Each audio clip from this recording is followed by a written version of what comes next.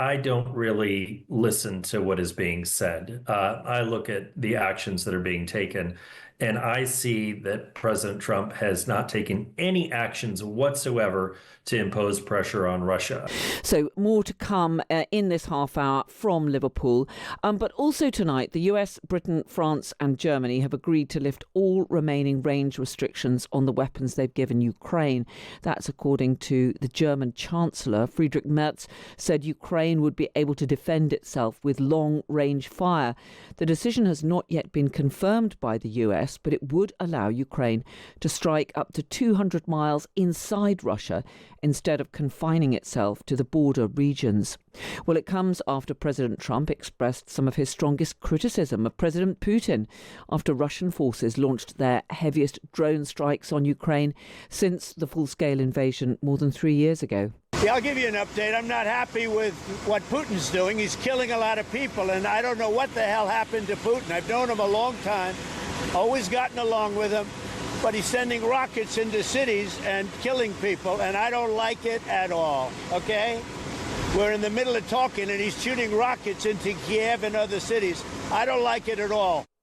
Well, Michael Carpenter is a former senior director for Europe at the National Security Council in the United States. He was also a US ambassador for security and cooperation in Europe under President Biden. Good evening to you, Michael.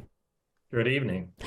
What do you make of what we're hearing from the German Chancellor, Friedrich Merz, that apparently the US, Britain and other allies have now agreed to lift all the range restrictions on the missiles that they're giving to Ukraine? How significant a move do you think that is? Well, what's interesting is that the announcement is coming from the German Chancellor because the United States, the UK, and France, as far as I know, have not had restrictions on the range of weapons that they have provided to Ukraine. So the fact that Germany is making this announcement, it begs the question of whether the Germans are prepared to give the Taurus missile to Ukraine and to similarly allow for it to be used without any restrictions on range. Otherwise, why would Germany be making this announcement? It has not thus far provided any long-range missiles analogous to the Scalp, which is the French UK missile, or the ATACMS, which is the US missile. We were hearing from the Times correspondent Anthony Lloyd, who's been out on the front line in Ukraine, and he was talking about how it is the drones, which of course are fired at much closer range, that are really having a devastating impact on so much of the battles. Is this change to the way Ukraine can use those longer range missiles going to make much difference, do you think? Well, frankly, not really, because as I said, the United States, France, and the UK have not had these restrictions up until now. So this would only affect, to my mind, as far as I'm aware, it would only affect German provisions of long-range missiles.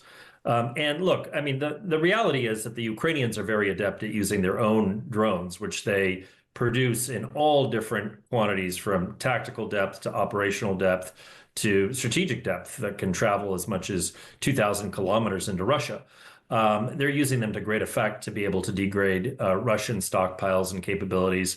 The fact that the range on these missiles is being unrestricted, I mean, there's very limited quantities of these missiles. So I don't think that this is going to have a huge impact, although it is a welcome move.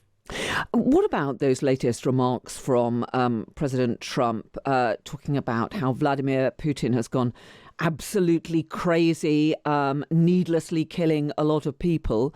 I mean, what do you make of that? Do you think it does show increasing exasperation with President Putin? Because after all, this killing has been going on for 3 years now, albeit those strikes in recent days have been some of the most serious. Well, look, to be honest, I don't really listen to what is being said. I look at the actions that are being taken, and I see that President Trump has not taken any actions whatsoever to impose pressure on Russia. I mean, no tariffs, no sanctions, no other kinds of repercussions for Russia. He has applied considerable pressure to Ukraine by cutting off intelligence support, by cutting off military and security assistance. He has arm twisted President Zelensky, insisted that he engage in diplomatic negotiations with Putin, that he show up in Turkey to be able to negotiate. Zelensky has done all of those things, and yet still 4 months into this administration, they have not applied a lick of pressure to Russia. So, I mean, the words of stiff condemnation are nice, but they don't amount to much without actions to back them up. Yeah, and do you sense that President Trump is unwilling to confront President Putin? Because throughout his entire presidency so far, we have heard some expressions of frustration with the Russian president. But as you say, President Putin hasn't agreed to anything beyond a very, very brief ceasefires, which have been broken almost as soon as they were declared. Right. And furthermore, where is the frustration on the part of the U.S. administration when 3.5 years into this war, we've had tens of thousands of dead in Ukraine, including many, many civilians. We've had children that have been torn away from their families and illegally deported to Russia, where they've been put up for adoption with foster families. We've seen torture and just brutal killing, sexual violence, rape on a scale unimaginable prior to the outbreak of this full-scale invasion. And yet we keep waiting for the president to impose some sort of consequences on Russia based on some future event, as if the fact that all of this has happened over the last 3.5 years were somehow a mirage. I mean, it defies logic, frankly. Do you think this process of negotiation, such as it is, well, we've had a few rounds of talks, haven't we, variously between officials of Ukraine, Russia, the US getting involved at various stages. Do you sense that any of that is going anywhere in terms of actually trying to get some kind of meaningful ceasefire?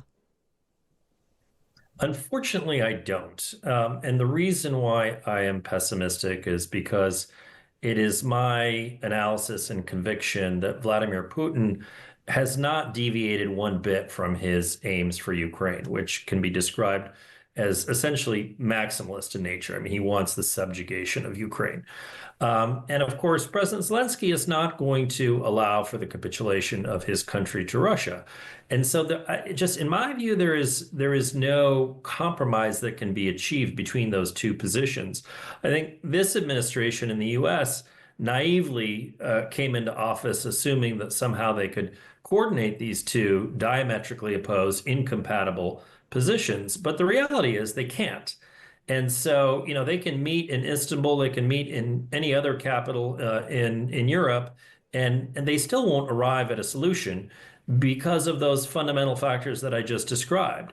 And so, for Vladimir Putin, showing up in having or dispatching some of his subordinates to show up in Turkey to negotiate with the Ukrainians makes sense because it buys him time, and he continues to engage in his attack on Ukraine, as we saw over the weekend with the horrific drone and missile attacks on Kyiv and elsewhere that, again, killed civilians.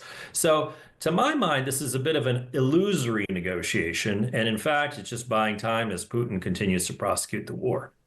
Michael Carpenter, former senior director for Europe at the US National Security Council, also former US ambassador for security and cooperation in Europe. It's been great to have you with us. Thank you so much for joining us.